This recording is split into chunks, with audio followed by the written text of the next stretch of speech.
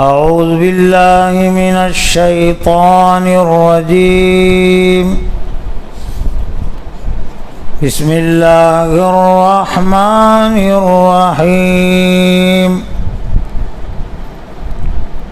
ولا تقف ما ليس لك به علم ان السمع والبصر والفؤاد كل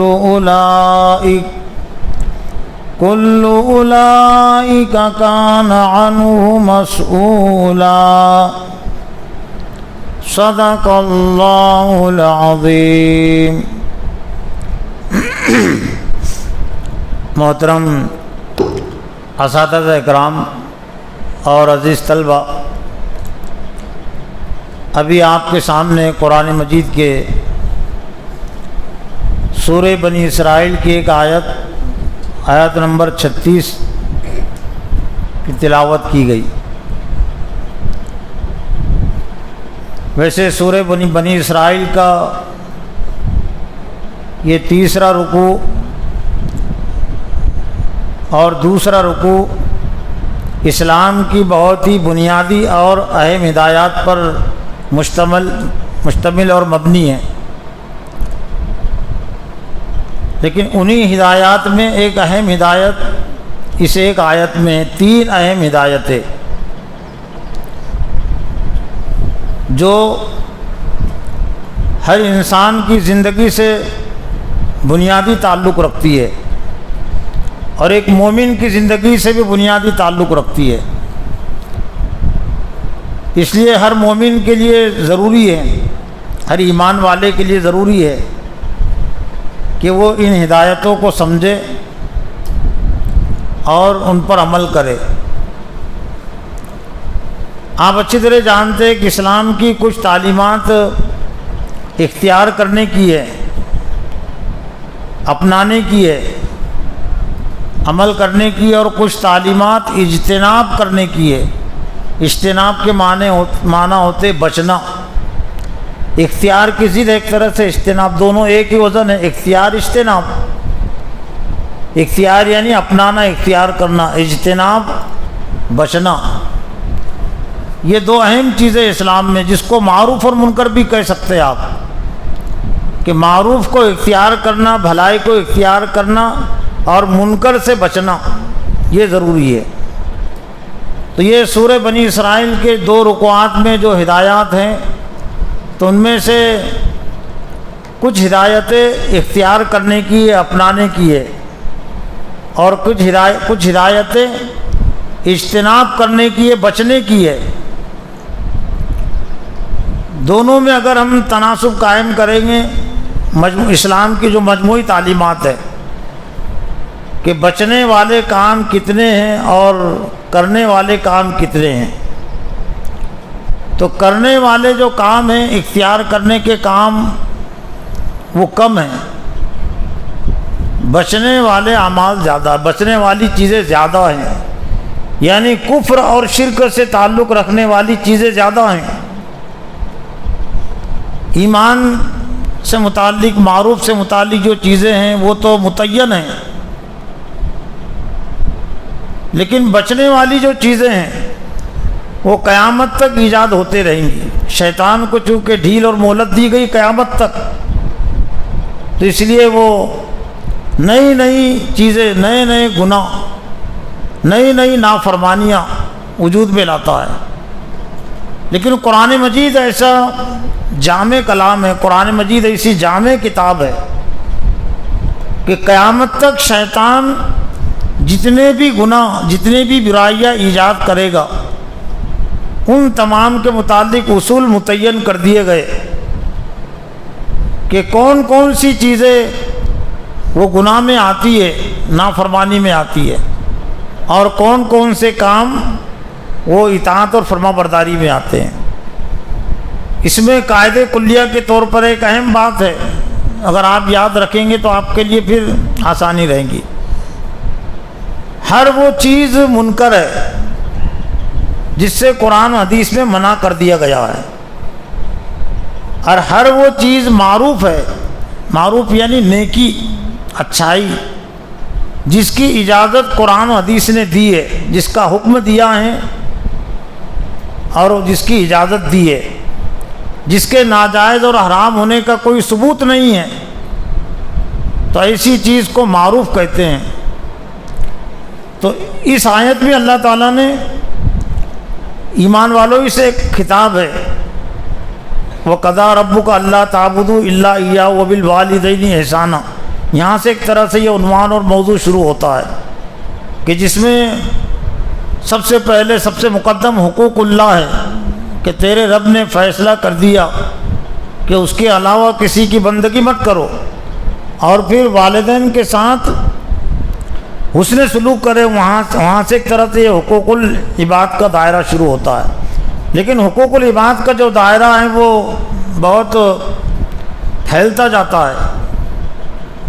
گھر میں کچھ افراد ہوتے ہیں، والدین سے رشتہ داری ہوتی ہے، محلے والوں سے کچھ تعلق ہوتا ہے، ملک والوں سے کچھ تعلق ہوتا ہے، دنیا والوں سے تعلق ہوتا ہے۔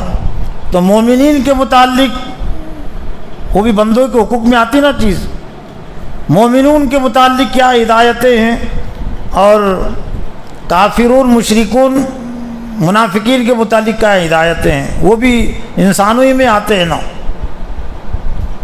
دونوں کے ساتھ کیا سلوک اور برتاؤ ہونا چاہیے، ایمان والوں کے ساتھ کیسا اور کافروں کے ساتھ منافقوں کے ساتھ کیسا۔ تو ایک طرح سے ان دو رکوعات میں وہ پورا حقوق العباد کا ایک طرح سے نصاب اور سلیبس ہے، اس کے بنیادی اصول اور ضابطے۔ اور اسی حوالے سے کہا گیا کہ وَلَا تَقْفُ مَا لَيْسَ لَكَ بِهِ عِلْمٌ، اور اس چیز کے پیچھے مت پڑو جس کا تمہیں علم نہیں ہے۔ اولین طور پر یہ ہدایت حضرت صلی اللہ علیہ وسلم کے لیے، لیکن یہ ہر ایک کو بات جاننے کی ہے کہ جتنی بھی ہدایتیں قرآن کے ذریعے سے دی گئی وہ صرف حضور صلی اللہ علیہ وسلم کے لیے نہیں تھی، اور صرف اس دور ہی کے ایمان والوں کے لیے نہیں تھی، وہ قیامت تک کے لیے تھی۔ آپ پر قرآن مجید نازل ہوا، اس لیے کہیں کہیں جو سیگا ہے وہ واحد کا سیگا ہے، تو یہاں پر بھی واحد کا سیگا ہے، لیکن اس میں سبھی جمع شامل ہے، سبھی انسان شامل ہے، اور خاص طور سے اہل ایمان اس کے مخاطب ہے، اور اہل ایمان کے لیے تو لازم اور ضروری ہے۔ وَلَا تَقْفُ، اور مت پیچھے پڑو اس چیز کے جس کا تمہیں علم نہیں ہے، یعنی جس چیز سے متعلق کوئی آپ کو علم نہیں ہے اس چیز کے متعلق کوئی بات کہنا یہ صحیح نہیں، اس سے منع کیا گیا، چاہے وہ قرآن و حدیث دین کے علم کے تعلق سے ہو یا پھر ضروریات زندگی سے متعلق کوئی چیز ہے، کسی کے متعلق کوئی خبر ہے، کوئی بات ہے، لیکن آپ کو علم نہیں ہے تو آپ اس کو صحیح بھی نہ بولے اور غلط بھی نہ بولے۔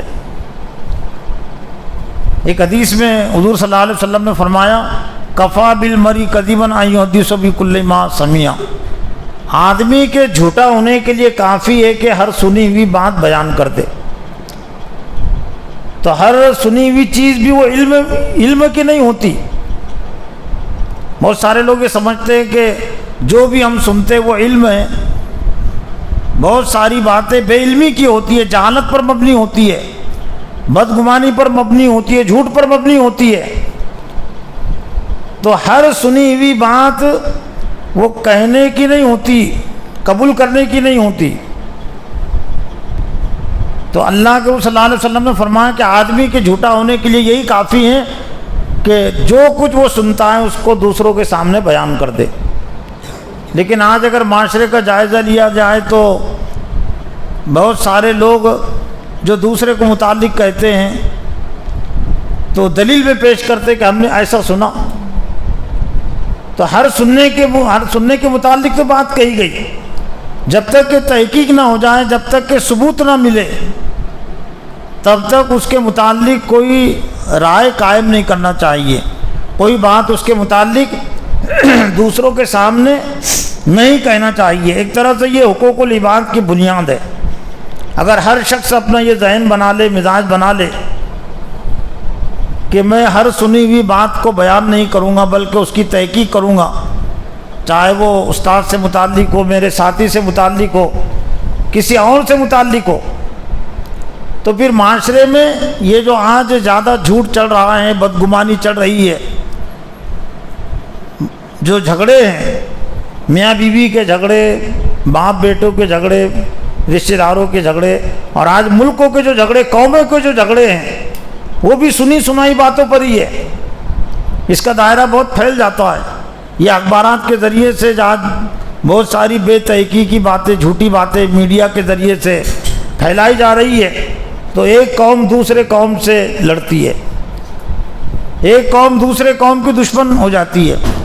یہاں بھارت میں ہم کو بھی اسی چیز سے سابقہ ہے، جھوٹ سے،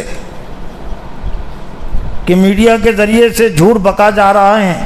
جن کے پاس حکومت ہے، طاقت اور قوت ہے، مسلمانوں کے متعلق بدگمانی، غلط باتیں وہ پھیلا رہے ہیں، اور بہت سارے لوگوں نے قبول کر لیا۔ لوگ اگر قبول نہیں کرتے، ان سے ثبوت مانگتے، ان سے دلیل مانگتے، تو ظاہر بات ہے ان کی دکانداری نہیں چلتی۔ تو جھوٹ کی جو دکانداری چلتی ہے، چغلی اور غیبت کی جو دکانداری قائم ہوتی ہے، وہ سنی سنائی باتوں کی بنیاد پر۔ اس لیے حضرت صلی اللہ علیہ وسلم نے، اسلام نے گویا کہ اصول متعین کر دیا کہ ہر سنی ہوئی بات سچی نہیں ہوتی جب تک کہ اس کی تحقیق نہ ہو جائے۔ صحیح احادیث اور گھڑی ہوئی احادیث جو الگ الگ کی گئی، تو اس کی ضرورت کیوں پڑی؟ اس کے پیچھے بھی یہی چیز تھی۔ حضرت صلی اللہ علیہ وسلم کی وفات کے بعد، ویسے تو آپ کی زندگی میں بھی بہت سارے منافقین تھے، آپ کے دشمن تھے، لیکن آپ کی وفات کے بعد بہت سارے منافقین، یہود و نصارہ، بہت ساری باتیں وہ اپنی ان کی ہوتی تھی، لیکن اللہ کی طرف منسوب کر کے کہتے تھے، یعنی جھوٹی حدیث جسے ہم کہہ سکتے ہیں، جھوٹی حدیثیں بیان کرتے تھے۔ تو پھر امام بخاری، امام شافعی، امام احمد بن حنبل، امام مالک، جتنے بھی محدثین گزرے ہیں، ان کو پھر زندگیاں لگانی پڑی، اور ان کو ملکوں کے سفر کرنے پڑے، تحقیق کرنی پڑی۔ کائیں کے لیے؟ کہ وہ جھوٹی حدیثیں انہوں نے معاشرے میں جو پھیلا دی تھی، پھر انہوں نے تحقیق کی کہ وہ صحیح بات حضور صلی اللہ علیہ وسلم تک پہنچتی ہے کہ نہیں۔ تدوین حدیث، اس کو حدیث کی اصطلاح میں کہتے ہیں۔ حدیث جو مدون ہوئی، حدیث کی کتابیں جو مدون جمع کی گئی، تدوین کی گئی، لکھی گئی، تو اس کے پیچھے بڑے بڑے علماء قرآن کی زندگیاں لگی ہے، تابعین کی، تبع تابعین کی بھی، تاکہ صحیح باتیں آئندہ آنے والی نسلوں تک، امت تک پہنچے۔ تو وَلَا تَقْفُ مَا لَيْسَ لَكَ بِعِلْمٌ، اس چیز کے پیچھے مت پڑو جس کا تمہیں علم نہیں ہے۔ إِنَّ السَّمْعَ وَالْبَصَرَ وَالْفُؤَادَ كُلُّ أُولَٰئِكَ كَانَ عَنْهُ مَسْئُولًا، بے شک کان اور آنکھیں اور دل، کل اولئک کان عنہ مسئولا، ان تمام چیزوں کے متعلق پوچھا جائے گا، باز پرس ہوگی۔ کانوں نے کیسا سنا، اور پھر آنکھوں نے کیسے دیکھا، آنکھوں سے متعلق جو دیکھا وہی آپ بیان کر سکتے ہیں، اور جو تحقیق کی بات ہے اسی کو آپ سن سکتے ہیں۔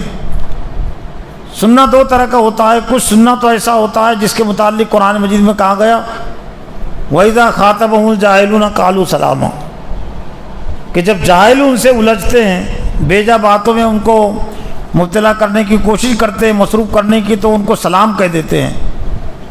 تو ہر سنی ہوئی بات وہ دل میں اتارنے کی، دماغ میں اتارنے کی نہیں ہوتی، ایک کان سے سننا، دوسرے کان سے نکالنا۔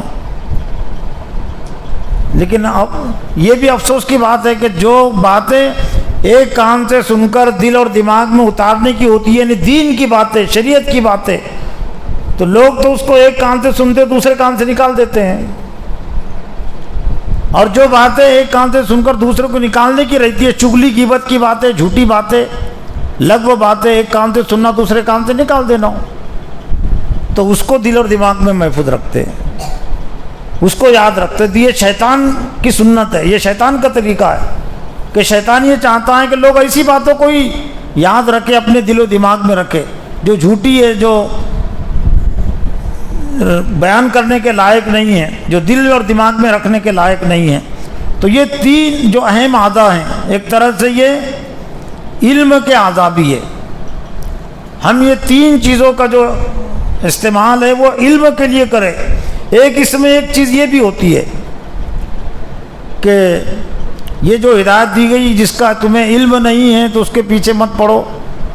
تو معاشرے میں کون کون سی چیزیں بے علمی کی ہے، جہالت پر مبنی ہے، تب وہ دیکھنا، اس کو معلوم کرنا، اس کا علم حاصل کرنا بھی ضروری ہوگا تاکہ ہم اپنے آپ کو بھی اس سے بچائیں اور دوسروں کو بھی اس سے بچائیں. اب ظاہر بات ہے معاشرے میں اگر جھوٹی باتیں عام ہو گئی، غلط باتیں عام ہو گئی تو ہماری ذمہ داری ہے نا،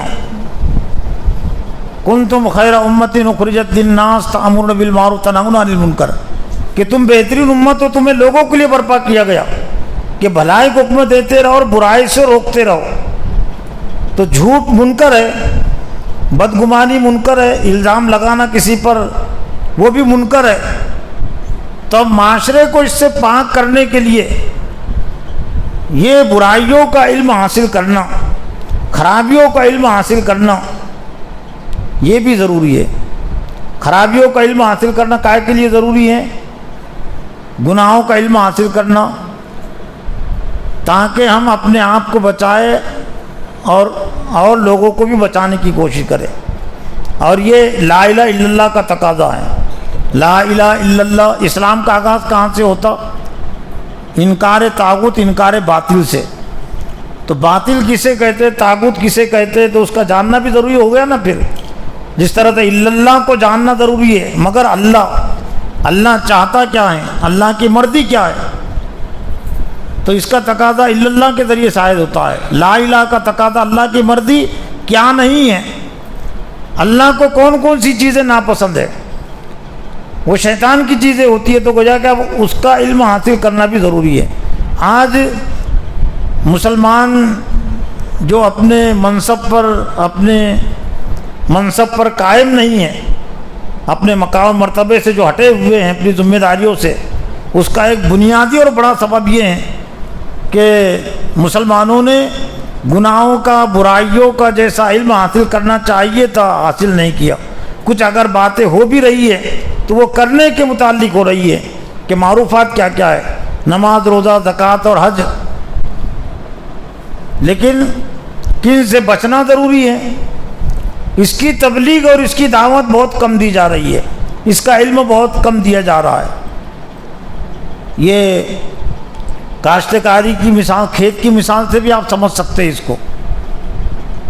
یہ منکر اور معروف کا جو عمل ہے، جو ذمہ داری ہے کرنے کی اور نہیں کرنے کی، بچنے کی اور اختیار کرنے کی، یہ کھیتی سے بھی بہت، کھیتی کی مثالیں تربیت کے حوالے سے بہت زیادہ دی گئی. کیوں؟ انسان کی پیدائش مٹی سے ہوئی ہے، مٹی کی تاثیر اس کی فطرت میں، اس کے ذہن اور دماغ میں پائی جاتی ہے. مٹی کی تاثیر کیا ہے؟ مٹی کی تاثیر یہ ہے کہ اس سے کچھ اچھی فصل لانے کے لیے اس پر محنت کرنی پڑتی ہے، مشقت کرنی پڑتی ہے، پودوں کو پانی دینا پڑتا ہے، اور جو گھاس اگتا ہے اس کے بعد اس کو نکالنا پڑتا ہے، دوا بھی دینی پڑتی، دوا مارنی پڑتی، کیڑے ہو جاتے، کھاد دینا پڑتا ہے اس کو بڑھانے کے لیے. لیکن منکر کو یہ گھاس نکلا ہوا اس کے بیچ ڈالا کہ کس نے؟ یہ خود بخود نکل گئے نا. یہ درخت، کانٹے کے درخت جتنے بھی ہیں آس پاس، یہ اس کے بیج نہیں ڈالے گئے، یہ خود بخود نکلے. تو ایسی برائیاں خود بخود ذہن اور دماغ میں آ جاتی ہے، خود بخود میں آتی، مطلب شیطان کو جو اللہ تعالیٰ نے ڈھیل اور مہلت دی، شیطان کفر کے، شرک کے، بے حیائی کے، گناہ کے بیج وہ خود بخود ذہن اور دماغوں میں ڈال دیتا ہے. اب یہ شرک اور کفر کے بیج کو جو شیطان نے ڈال دیا، اس کو نکالنا، اس کو الگ کرنا، اور اسلام کے بیج کو، کلمہ طیبہ کے بیج کو بڑھانا، اس کے درختوں کو، اس کو کھاد دینا، کھاد یعنی غذا پہنچانا. یہ قرآن و حدیث ایک طرح سے یہ اسلامی اور کلمہ طیبہ کے بیج کے پانی بھی ہے اور اس کے لیے کھاد بھی ہے. تو کاشتکار کوئی اگر صرف اپنی ذمہ داریوں میں صرف کھیتی میں پانی دینے کو اپنی ذمہ داری سمجھے کہ پانی مجھے پہنچانا ہے، پانی دینا ہے، کھاد دینا ہے، لیکن یہ گھاس نکالنے کی ذمہ داری کو اگر وہ نہ محسوس کرے، اور دوا جو مارتے ہیں یہاں بھی آپ نے دیکھے ہوں گے، ہزاروں لاکھوں روپیہ خرچ کرنا پڑتا ہے کاشتکاروں کو، عورتیں ننتی ہے، گھاس نکالتی ہے، اگر وہ گھاس نہیں نکالا جائے تو وہ جو فصل ڈالی گئی کپاس کے یا سویابین جو بھی فصل، وہ فصل دب جائیں گی، وہ نہیں آئیں گی، اور گھاس اس سے زیادہ بڑھ جائے گا، جبکہ گھاس کے لیے الگ سے کوئی کوشش نہیں کیا کاشتکار نے۔ تو ایسی ہماری فطرت کا معاملہ ہے کہ اگر ہم نے کوشش نہیں کی اسلامی درختوں کو، اسلامی بیج کو صاف کرنے کی، اور جو بیج اس کے ارد گرد جو شیطان اور برا ماحول جو گھاس اگا دیتا ہے، گناہوں کے خیالات، گناہوں کی باتیں، اس کو اگر ہم نے الگ نہیں کیا، چھانٹا نہیں، تو کلمہ طیبہ کا جو درخت ہے، ایمان اور اسلام جس کو ہم کہہ سکتے ہیں، ہمارا ایمان اور اسلام دب جائے گا، اس کی طاقت اور قوت باقی نہیں رہیں گی، یہ گھاس اس کی طاقت اور قوت پوری لے لے گا، زمین کی طاقت اور قوت۔ وَلَا إِنَّ السَّمْعَ وَالْبَصَرَ وَالْفُؤَادَ كُلُّ أُولَٰئِكَ كَانَ عَنْهُ مَسْئُولًا۔ یہ جو اللہ کی جو نعمتیں ہیں، اللہ تعالیٰ ان نعمتوں کے متعلق پوچھے گا کہ اللہ تعالیٰ فرمائے کہ میں نے جو دل دیا تھا، دماغ دیا تھا، تو تم نے کتنا اس کو کام میں لیا اللہ کے مرضی کو جاننے کے لیے۔ میں نے جو آنکھیں دی تھی، آنکھوں کو تم نے کتنا استعمال کیا یہ کائنات کو سمجھنے کے لیے۔ آنکھوں کے ذریعے سے بھی علم حاصل ہوتا ہے، اس لیے جن کو آنکھیں نہیں ہوتی، جو نابینا ہوتے ہیں، اللہ تعالیٰ وہ طاقت اور قوت ان کی دماغ میں منتقل کر دیتا ہے، دل میں منتقل کر دیتا ہے، قوت حافظہ میں، لیکن باقی رہتی وہ۔ اس لیے نابینا جلدی حافظ ہوتے ہیں، اگر ان کو موقع ملے، ان کی کوئی رہبری رہنمائی کرنے والا اگر ملے تو وہ آنکھ والوں کے مقابلے میں جلدی حافظ ہوتے ہیں، کیوں ان کی توجہ ادھر ادھر نہیں بڑھتی نا، آنکھوں کے ذریعے سے توجہ بڑھتی بھی ہے، اور آنکھیں اگر نہ ہوں تو توجہ اس کی باقی رہتی ہے، اور وہ صحیح استعمال کرے تو وہ جلدی چیزوں کو یاد کرتا ہے، جلدی چیزیں اس کے ذہن اور دماغ میں محفوظ رہتی ہیں۔ تو یہ تین چیزوں کے ذریعے سے ہم زیادہ سے زیادہ اللہ کی مرضی، اللہ کا علم، قرآن حدیث کا علم، اس کو ہم حاصل کرنے کے لیے لگائے۔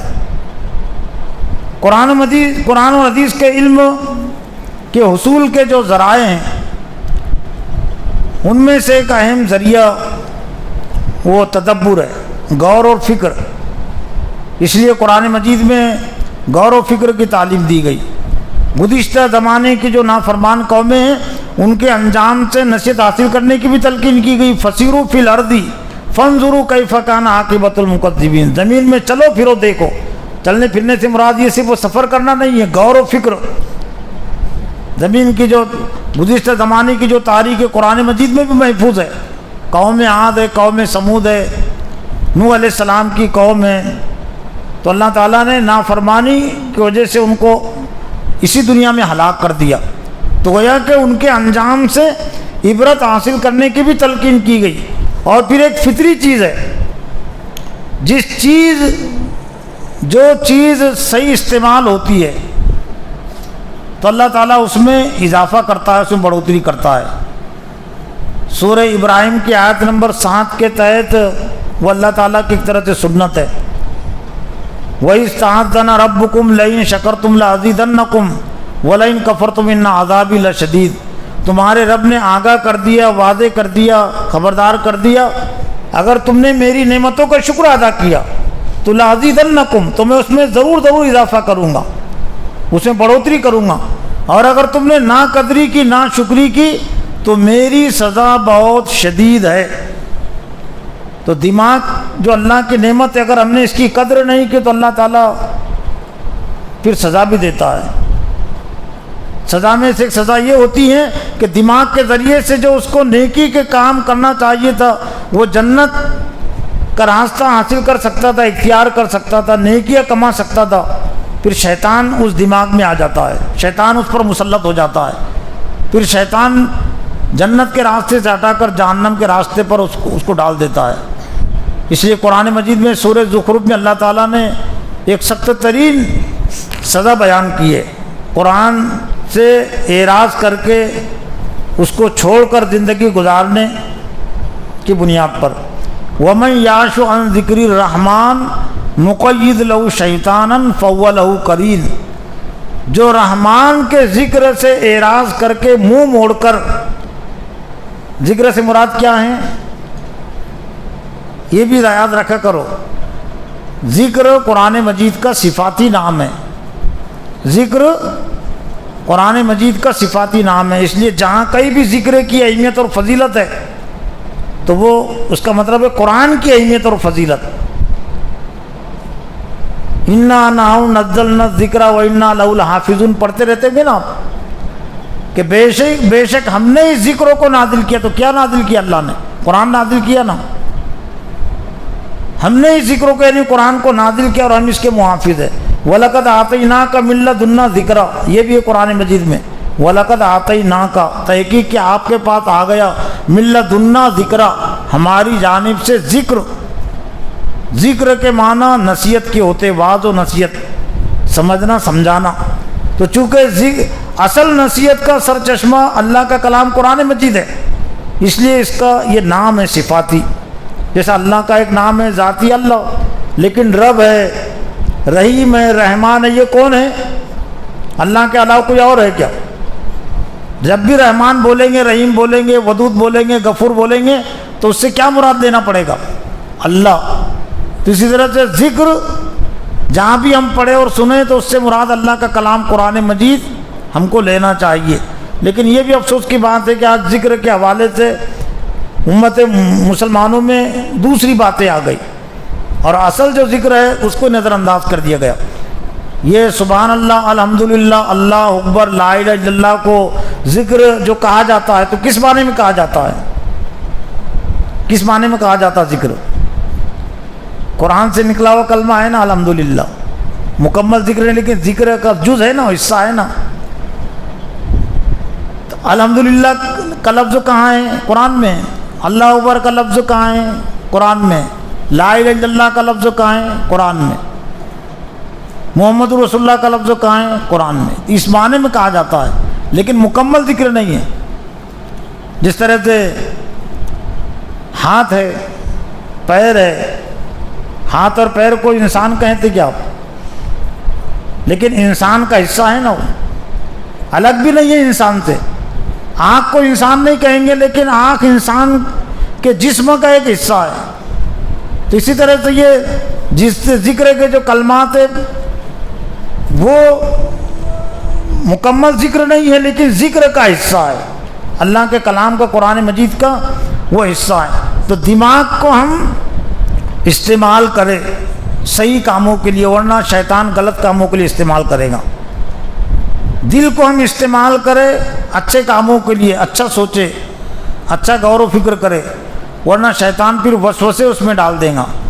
تو جو چیز صحیح طور سے استعمال ہوتی ہے تو غلط استعمال سے خود بخود بچ جاتی ہے، اور جو صحیح طور سے استعمال نہ کرے تو نہیں چاہتے ہوئے بھی غلط اس کا استعمال ہوتا ہے۔ بھلے وہ کہے کہ میں تو کوئی برا کام نہیں کر رہا ہوں لیکن وہ خالی ہے، کوئی کام نہیں کر رہا ہے، تو بھلے ہی سمجھ رہا خالی لیکن خالی نہیں ہے، وہ شیطان کا ساتھی ہے، شیطان اس کے دل اور دماغ کو استعمال کر رہا ہے، اس لیے خالی نہیں رہنا چاہیے، کوئی نہ کوئی کام میں ہم مصروف اپنے آپ کو رکھیں۔ ویران جو خالی دل ہوتا ہے تو وہ شیطان کا گھر ہوتا ہے، شیطان اس کو اپنا مرکز بنا لیتا ہے، جو دل سے صحیح غور و فکر نہیں کرتا۔ تو ایک اصولی بات یہ ہے کہ جو چیز صحیح استعمال ہوتی ہے وہ ترقی پر رہتی ہے اور غلط اس کا استعمال بچ جاتا ہے، اور جو چیز استعمال نہیں ہوتی اس کی طاقت گھٹ جاتی ہے۔ ایک عام اصول سے آپ سمجھ سکتے ہیں کہ عام طور سے شہر والوں کے متعلق یہ مشہور ہے، عام بھی ہے، کس حد تک ٹھیک بھی ہے کہ شہر والوں کے دماغ صحیح رہتے، کام کرتے ہیں، چاہے وہ اچھا کام کرے بولا کر لے، سوچتے ہیں نا، تو کیوں ان کے دماغ صحیح رہتی، استعمال کرتے ہیں وہ، اور دیہات والوں کے متعلق یہ مشہور ہے کہ ان کے جسم تو مضبوط رہتے ہیں لیکن دماغ ان کے کمزور رہتے ذرا. جیسے شہر والوں کے دماغ اعلیٰ رہتے لیکن جسم کمزور رہتے نا. کیوں؟ ان کو کام کرنے کی عادت، موقع ان کو کم آتا ہے. جسمانی کام کا موقع شہر میں رہنے والوں کو کم پڑتا ہے، اس لیے جسم ان کے کمزور ہے. اور دیہات والوں کے جسم زیادہ استعمال ہوتے ہیں، اس لیے کھیتی میں جو کام کرتے ہیں ان کے دماغ ذرا کمزور ہوتے ہیں لیکن جسم ان کا مضبوط ہوتا. کیوں؟ جسم ہمیشہ استعمال میں رہتا ہے نا. تو جو چیز استعمال میں ہوتی ہے وہ مضبوط بھی رہتی ہے، صرف یہ ہے کہ ہم صحیح استعمال کریں. میں نے یہ اس لیے بھی باتیں رکھی تاکہ آپ کے اندر غور و فکر کی صلاحیت بھی پروان چڑھے. صرف علمی صلاحیت ہی نہ بڑھے، غور و فکر اور سوال بھی ایک اسی کا حصہ ہے کہ ہم سوالات کریں. مجھ سے بھی پوچھے، اساتذہ سے پوچھے. یہ ادب و احترام کے خلاف نہیں ہے، یہ ایک طرح سے علم کی کنجی ہے. سوال علم کی کنجی ہے، اس سے علم کھلتا ہے. اس لیے صحابہ اکرام بھی سوالات کرتے تھے. بیجا سوالات یہ تو اسلام نے منع ہے. یہود نصارہ کرتے تھے بیجا سوالات، تو وہ تو ممنوع ہے. لیکن صحیح سوالات، قرآن مجید کا ایک بڑا حصہ صحابہ اکرام کے سوالات کے جواب میں نازل ہوا. یسألونک عن الخمر والمیسر، آپ سے شراب اور جوے کے متعلق پوچھتے ہیں. قل فیہما اثم کبیر ومنافع للناس، آپ کہہ دیجئے کہ اس میں گناہ زیادہ ہے، اس میں فائدہ کم ہے. پھر بعد میں تو شراب حرام کر دی گئی ہے. تو تدبر اور غور و فکر آپ کی علمی مصروفیتوں میں یہ ہونا چاہیے. جو بھی ہم مشاہدہ کائنات کی چیزوں سے متعلق بھی آپ دیکھیں گے، اور جتنا زیادہ یہ سائنسداں کیوں بنے؟ سائنسدانوں کا نام سنے کہ نہیں آپ نے؟ سائنسداں جو بنے کتابیں پڑھ کے تھوڑی بنے. اور اگر کسی سائنسداں کے متعلق اگر ثابت ہو جائے کہ کتاب پڑھ کر اس نے بجلی کی ایجاد کی، کتاب پڑھ کر اس نے ریل کی ایجاد کی، کتاب پڑھ کر ہوائی جہاز کی ایجاد کی، جھوٹا سائنسداں قرار پائے گا. وہ سائنسداں ہی کہاں ہوا؟ سائنسداں کا مطلب انہوں نے غور و فکر کیا، اور اپنے غور و فکر سے انہوں نے چیز ایجاد کی. اور یہ اللہ تعالیٰ نے ہر انسان کی فطرت میں قیامت تک کی ایجادات کا علم رکھ دیا. سورہ بقرہ کے 4 رکوع میں حضرت آدم علیہ السلام کے متعلق اللہ نے جو فرمایا، وَعَلَّمَ آدَمَ الْأَسْمَاءَ كُلَّهَا، اور اللہ تعالیٰ نے حضرت آدم علیہ السلام کو تمام چیزوں کا علم دے دیا. علم الاشیاء، تمام چیزوں کے علم سے مراد کیا تھا؟ قیامت تک جتنی چیزیں ایجاد ہوں گی اور اب تک ایجاد ہوئی ہے، ان تمام ایجادات کا علم حضرت آدم علیہ السلام کی فطرت میں، ان کی دماغی میموری میں اللہ تعالیٰ نے داخل کر دیا. اور چونکہ ہمارا تعلق، انسانوں کا تعلق حضرت آدم علیہ السلام سے جڑتا ہے نا، تو وہ جو علم الاشیاء کی جو صفت ہے، صلاحیت ہے، وہ آدمیوں میں منتقل ہو رہی ہے، پھیل رہی ہے. لیکن یہ کافی نہیں ہے. علم الاشیاء یہ تو کافروں کو بھی ہے، کافروں کو بھی حاصل ہے، نافرمانوں کو بھی ہے علم الاشیاء. لیکن کامیابی کی جو ضمانت ہے وہ علم الاشیاء کی بنیاد پر نہیں ہے، وہ علم ہدایت کی بنیاد پر. اس لیے اسی رکوع میں جہاں پر یہ رکوع مکمل ہوتا ہے، سورہ بقرہ کا 4 رکوع، تو دوسرے علم کا تذکرہ اللہ تعالیٰ نے کیا حضرت آدم علیہ السلام ہی کے حوالے سے. یہاں تو فرماتا ہے کہ وَعَلَّمَ آدَمَ الْأَسْمَاءَ كُلَّهَا، ہم نے حضرت آدم علیہ السلام کو تمام چیزوں کا علم دے دیا، یعنی علم الاشیاء. فرشتوں کو علم الاشیاء کی ضرورت نہیں ہے، اس لیے اللہ تعالیٰ نے کو وہ علم نہیں دیا، چیزوں کا علم. لیکن ایک ہے علم ہدایت، اور علم ہدایت اللہ تعالیٰ نے وہ صرف فطرت میں نہیں رکھا، اللہ تعالیٰ نے وہ وحی الہی کے ذریعے سے، وحی الہی کے ذریعے سے اس کو دیا ہے. اسی لیے جب اللہ تعالیٰ نے حضرت آدم علیہ السلام کو زمین پر بھیجنے کا فیصلہ کیا تو قُلْنَا اهْبِطُوا مِنْهَا جَمِيعًا فَإِمَّا يَأْتِيَنَّكُم مِّنِّي هُدًى فَمَن تَبِعَ هُدَايَ فَلَا خَوْفٌ عَلَيْهِمْ وَلَا هُمْ يَحْزَنُونَ.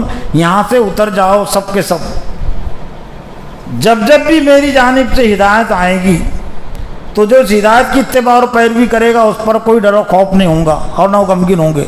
والذین کفروا کذبوا بآیاتنا اولئک اصحاب النار هم فیہا خالدون، اور جو انکار کریں گے اور جھٹلائیں گے ہماری آیات کو وہ دوزخ والے اور اس میں ہمیشہ رہیں گے۔ تب بات واضح ہو گئی نا۔ حضرت آدم علیہ السلام کو کیا دیا گیا تھا؟ یہ علم الاشیاء، چیزوں کا علم، کہ زمین میں گڑھا کیسا کرتے ہیں، ریل کیسے بناتے ہیں۔ حالانکہ ان کے دباؤ میں نہیں بنی ریل، لیکن آدمیوں نے بنائی نا، آدم کی اولاد نے بنائی نا۔ کمپیوٹر کیسے بناتے ہوئے حالات کے لحاظ سے اللہ تعالیٰ وہ صلاحیتیں پیدا کرتے رہتا ہے۔ صرف یہ کہ حضرت آدم علیہ السلام نے جو چیز حاصل کی تھی اس کا تذکرہ ایک ہے، فَتَلَقَّىٰ آدَمُ مِن رَبِّهِ كَلِمَاتٍ فَتَابَ عَلَيْهِ إِنَّهُ التَّوَّابُ الرَّحِيمُ۔ حضرت آدم علیہ السلام نے چند باتیں اپنے رب سے سیکھ لی تھی، بس توبہ کی ان کے ذریعے سے، بس بے شک اللہ تعالیٰ بہت توبہ قبول کرنے والا، رحم کرنے والا ہے۔ اور وہ کیا چیز سیکھی تھی؟ صرف ربنا ظلمنا انفسنا وَإِن لَّمْ تَغْفِرْ لَنَا وَتَرْحَمْنَا لَنَكُونَنَّ مِنَ الْخَاسِرِينَ۔ یہ چیز انہوں نے حاصل کی۔ علم ہدایت آپ کو آسمان پر نہیں دیا گیا، علم ہدایت زمین پر دیا گیا۔ علم تو شرعی جو قرآنی جو تقسیم ہے، یہ دینی علوم، دنیاوی علوم، یہ بھونڈی تقسیم ہے، بات کی تقسیم ہے۔ عصری علوم، دینی علوم کی تقسیم بھی بہت بھونڈی تقسیم ہے اور بات کی تقسیم ہے۔ قرآنی لحاظ سے علم کی دو ہی قسمیں، علم الاشیاء اور علم ہدایت، چیزوں کا علم اور ہدایت کا علم۔ ہدایت نے رہنمائی کا جو علم ہے وہ اللہ نے اپنی کتابوں کے ساتھ اس کو وابستہ رکھا ہے، صحیفوں کے ساتھ، توریت کے ساتھ، انجیل کے ساتھ، زبور کے ساتھ، اور آخر میں قرآن مجید کی شکل میں اللہ تعالیٰ نے علم ہدایت کو نازل کیا۔ اور شیطان کے مکر و فریب سے بچنے کی جو ضمانت ہے وہ علم ہدایت کی بنیاد پر ہے۔ چیزوں کا علم حاصل کر کے کوئی شیطان کے مکر و فریب سے نہیں بچ سکتا۔ اور وہ جو وہاں واقعہ ہوا تھا کہ اللہ نے حضرت آدم علیہ السلام کو ایک درخت کے کھانے سے، پھل کھانے سے منع کر دیا تھا، شیطان نے بہکایا، حضرت آدم اور حضرت حوا نے کھا لیا، ان سے نافرمانی ہوئی۔ تو اس واقعے کے ذریعے سے اللہ تعالیٰ نے حضرت آدم اور حضرت حوا کو بھی اور ان کے ذریعے سے تمام آدمیوں کو بتا دیا کہ علم الاشیاء کی بنیاد پر تم شیطان کے مکر و فریب سے نہیں بچ سکتے، جس طرح سے نہیں بچے حضرت آدم اور حوا۔ وہ شیطان کے بہکاؤ میں آنے سے پہلے حضرت آدم علیہ السلام کے تعارف ہے نا، وَعَلَّمَ آدَمَ الْأَسْمَاءَ، لیکن علم الاشیاء نے ان کو نہیں بچایا شیطان کے مکر و فریب سے۔ شیطان کے مکر و فریب سے ہم بچ سکتے ہیں وہ علم ہدایت کے ذریعے سے، اور یہ علم ہدایت کا جو اصل سرچشمہ ہے قرآن مجید، وہ یہ عادی الی من ینیب۔ لیکن یہ اللہ تعالیٰ اس علم کی جو اصل خاصیت ہے، اس علم کی جو اصل حکمت تفقہ فی الدین جسے ہم کہیں گے، طلب رکھنے والوں کو اللہ تعالیٰ دیتا ہے، جستجو جو رکھتے اپنے اندر ان کو دیتا ہے۔ تو آپ اپنے اندر یہ علم الاشیاء کی طلب اور جستجو پیدا کریں، لیکن اس سے پہلے جنہوں نے علم الاشیاء کی طلب اور جستجو پیدا کی تو بہت ساری چیزیں انہوں نے ایجاد کر ڈالی، لیکن گمراہی سے اپنے آپ کو نہیں بچا سکے ہو۔ جب تک دنیا میں صحیح لوگوں کا غلبہ تھا، صحیح حکومت تھی، خلافت تھی، تو سائنسداں بھی وہ اسلام کی بنیاد پر، قرآن کی بنیاد پر وہ زندگیاں گزارتے تھے، قرآن کی روشنی میں غور و فکر کرتے تھے۔ اس لیے ماضی میں بہت بڑے بڑے سائنسداں وہ اسلامی سائنسداں تھے، مسلم سائنسداں، کہ جن کو اللہ جو علم ہدایت سے بھی واقف تھے اور علم الاشیاء سے بھی واقف تھے۔ لیکن آج کے دور میں زیادہ تر لوگ یہ صرف علم الاشیاء سے واقف ہے، اسی پر ان کو ناز ہے، اسی پر ان کو فخر ہے، اور علم ہدایت سے وہ کھو رہے ہیں، جبکہ اللہ کی مرضی وہ صرف علم ہدایت سے حاصل ہوتی ہے۔ ایک میرے ذاتی غور و فکر کی ایک صورت، ایک میں چیز آپ کے سامنے رکھ رہا ہوں تاکہ آپ کو بھی کچھ حوصلہ ملے، آپ کو بھی کچھ اس سے نصیحت بھی ملے۔ حالانکہ اس کا تعلق بھی وہ علم الاشیاء سے آپ کہہ سکتے ہیں، لیکن جن سائنسدانوں نے یہ ریاضی کے جو اصول ہے، گنتی کے جو اصول ہے ایجاد کیے ہیں، تو وہ مسلم تھے، ان پر اسلام کی تعلیمات کا اثر تھا، اس لیے وہ اپنی ایجادات کے ذریعے سے اسلام کی باتوں کو بھی پیش کرنے کی کوشش کرتے تھے۔ تو ریاضی کے جو اصول ہے، گنتی جسے کہتے ہیں نا، یہ جس نے بھی ایجاد کیا ہے، خوارزمی وغیرہ کا نام آتا ہے، تو یقیناً ان کے پیش نظر یہ ریاضی کے اصول کے ذریعے سے دین اور اسلام کی باتوں کو پیش کرنا مقصود تھا۔ تو اگرچہ وہ کتابوں میں تو میں نے نہیں پڑھا، لیکن اپنے میں نے ذاتی تدبر سے یہ ریاضی کے اصول سے 3 اہم باتیں میں نے سمجھنے کی کوشش کی ہے، اور میں سال 1.5 سال پہلے کی مطلب ہے یہ میری تحقیق، تو میں اس کو لوگوں کے سامنے بھی پیش کرتا ہوں۔ میں چونکہ آپ بھی علم حاصل کر رہے ہیں، میں شاید یہاں نہیں پیش کر سکا ہوں۔ ایک مرتبہ مسجد اقصیٰ میں نے پیش کیا تھا اجتماعیت کی اہمیت میں 3 اہم باتیں میں نے ریاضی کے اصول سے، بس یہ آخری ہے، بس اب ختم ہو جائیں گے یہ ہاں جن کو زیادہ ضرورت ہے وہ ایک سوال کے ذریعے سے میں اس کو رکھ رہا ہوں۔ 2 اور 2 کتنے ہوتے؟ آدھی بات سچی ہوئی، آدھی جھوٹی ہے۔ 2 اور 2 4 الگ الگ لکھے جب ہوتے ہیں اور ملا کر رکھے تو 22 ہوتے ہیں۔ 22 ہوتے کیا نہیں؟ ملا کر انہیں جمع اس کی کر دیں گے، جمع بنا دیں گے، ایک ساتھ لکھیں گے تو کتنے ہوتے؟ 22 ہوتے نا، اور الگ الگ لکھیں گے جب ہوتے ہیں 4۔ تو آدھی جھوٹی بات ہے وہی چل رہی برسوں سے، 2 اور 2 4، 4 اور 4 8۔ لیکن اس کے ساتھ یہ کہنا ضروری ہے انفرادی لکھے تب 4 اور 4 8 کب ہوتے؟ الگ الگ لکھیں گے جب 4 اور 4 کو ایک ساتھ رکھیں گے، سب ان کی بنا دیں گے، جماعت بنا دیں گے تو کتنے ہو جائیں گے؟ وہ 44 ہو جائیں گے۔ 4 اور 4 کو ساتھ لکھیں تو کتنے ہوں گے؟ 44 ہوں گے نہیں؟ یہ 1 سے لے کر 10 تک میں نے سمجھایا ہوں۔ حالانکہ میں عصری تعلیم زیادہ نہیں پڑھا ہوا ہوں اسکولوں میں، 4تھی تک میری مراٹھی سے تعلیم ہوئی ہے، لیکن میں نے تھوڑا غور کیا تو کچھ اللہ نے دیا۔ اور اب میں یہ میں نے 2 عدد سے کچھ اسلام کی چیزیں نکالا ہوں۔ جو ریاضی کے اساتذہ ہیں اس میں ڈگریاں دیتے ہیں، تو میری گزارش رہتی ہے، میں مجمع بھی کرتا ہوں کہ وہ اور بھی عادات سے بہت ساری اسلام کی باتیں وہ نکال سکتے ہیں۔ میں نے تو صرف ایک جمع اور یہ انفرادی اور اجتماعی ترتیب کے ذریعے سے اسلام کے بات کو میں نے سمجھا اور سمجھایا ہوں، اور دوسرے ایک عدد سے اور ایک 0 سے میں نے 2 اسلام کی باتیں سمجھی ہوں اور میں سمجھا رکھتا ہوں۔ تو 1 سے لے کر 10 تک گنتی کتنے جمع ہو رہی؟ 55۔ کتنے آئے؟ الگ الگ ہے نا یہ، اس وجہ سے، اور اس کو ایک ساتھ لکھیں سب بنا دیں گے تو سب بنی نہیں ہے۔ میں نے سمجھا کہ لکھ بھی دیا 12 ارب 34 کروڑ 56 لاکھ 78 ہزار 910۔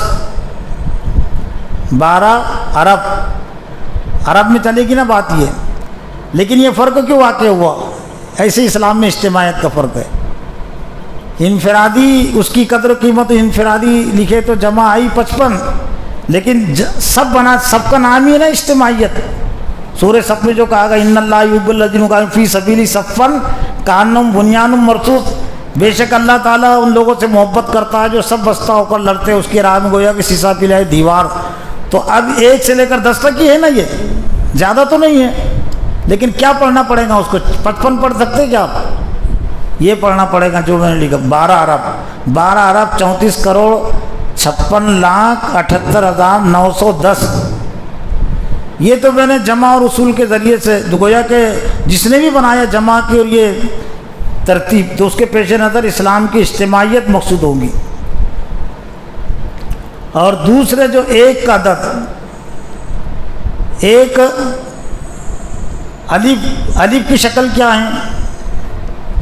الف کی شکل اور 1 کی ایک شکل ایک ہی ہے نا، انگریزی میں بھی، مراٹھی میں، ہندی میں تھوڑا تبدیل ہوئی، لیکن انگریزی میں آج 1 الف کی طرح لکھا جاتا۔ الف سے اللہ، الف سے کیا بنتا؟ اللہ۔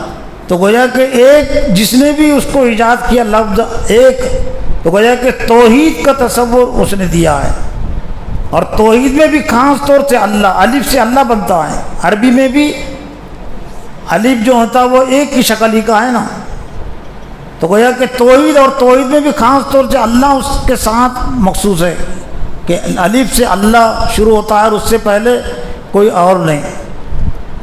اور دوسرا جو عدد ہے 11 وہ ہے 0 کے ذریعے سے بھی جس نے بھی اس کو ایجاد کیا ہے تو بڑی کام کی بات اس نے سمجھانے کی کوشش کی ہے۔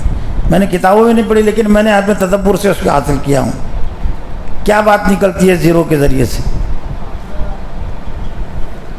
تم مت بولو، جنہوں نے سنے وہ مت بولو، مجھ سے سنے کچھ لوگوں نے. دنیا کی شکل کیا ہے؟ گول ہے نا، تو یہ زیرو ہوتا گول. زیرو مطلب یہ کہ دنیا صرف دنیا ہے، اس کے ساتھ الف لگا ہوا نہیں ہے، تو زیرو ہے وہ، زیرو، صفر. صفر کی کوئی قدر قیمت ہوتی کیا؟ تو دنیا کی بھی اللہ کے نزدیک کوئی قدر و قیمت نہیں ہے. اور بالکل یہ ایک حدیث سے کچھ سے بات واضح ہوتی ہے کہ اگر اللہ کے نزدیک دنیا کی قدر و قیمت مچھر کے پر کے برابر بھی ہوتی تو اللہ تعالیٰ کسی کافر کو ایک گھوٹ نہیں دیتا. الا ان الدنیا ملون و ملون ما فیہا الا ذکر اللہ و ما والاه. سن لو، دنیا ملون ہے، دنیا کی تمام چیزیں ملون ہیں مگر اللہ کا ذکر یعنی قرآن مجید اور جو اس سے متعلق چیزیں ہیں. تو گویا کہ صفر کے ذریعے سے دنیا کی جو بے حقیقت، دنیا کی جو بے ثباتی ہے اس کو سمجھانے کی کوشش نہیں کی ہے. لیکن اگر صفر کے ساتھ اگر کوئی چیز جڑ جائے، جیسے میں نے یہاں جوڑ کر سمجھانے کی کوشش کی ہے، صفر کے ساتھ الف جڑ جائے، ایک جڑ جائے، تو پھر کیا ہو جائے گا؟ یہ 10 ارب ہو جائیں گے. یہ الف اگر نہ ہو اس کے ساتھ تو 10 زیرو، 0 0 0 0 ایک بھی نہیں. لیکن اگر ایک عدد اس کے ساتھ جڑ گیا تو اس کی قدر و قیمت بڑھ جائیں گی. تو ایسی گویا کہ اللہ دین سے اگر دنیا کا تعلق جڑا ہوا ہے، دین کے تابع ہے دنیا، اس سے جڑی ہوئی ہے تو اس کی قدر و قیمت ہے. لیکن اگر وہ دین سے الگ ہے، اللہ سے الگ ہے، تو پھر وہ صفر ہی صفر ہے، چاہے پھر 1 صفر ہو، 2 صفر ہو، پھر 1000 صفر، اس کی کوئی قدر و قیمت نہیں ہے. آپ بھی غور و فکر، میری آپ سے بھی گزارش، آپ بھی سمجھ سکتے ہیں. یہ تو میں نے 2 عدد کے ذریعے سے 2 اہم باتیں میں نے سمجھنے کی اور سمجھانے میں کوشش کرتا ہوں. اور جو باقی عدد ہے، 2 کا عدد ہے، 3 کا، 4 کا عدد ہے، اس لیے کہ یہ سرسری مجھے بہت زیادہ غور و فکر نہیں کرنا پڑا. سرسری غور و فکر سے یہ 2-3 چیزیں سمجھ میں آئی ہے. جو اس میدان میں زیادہ غور و فکر کریں گے، جو اس میدان کے زیادہ ماہر ہے، وہ اور بھی باتیں نکال سکتے ہیں. اساتذہ ہے، کچھ طلبہ بھی ہے. اس لیے کہ میرے غور و فکر کا اصل جو عنوان موضوع وہ فکر اسلامی کا ہے، طاغوت اور فکر اسلامی.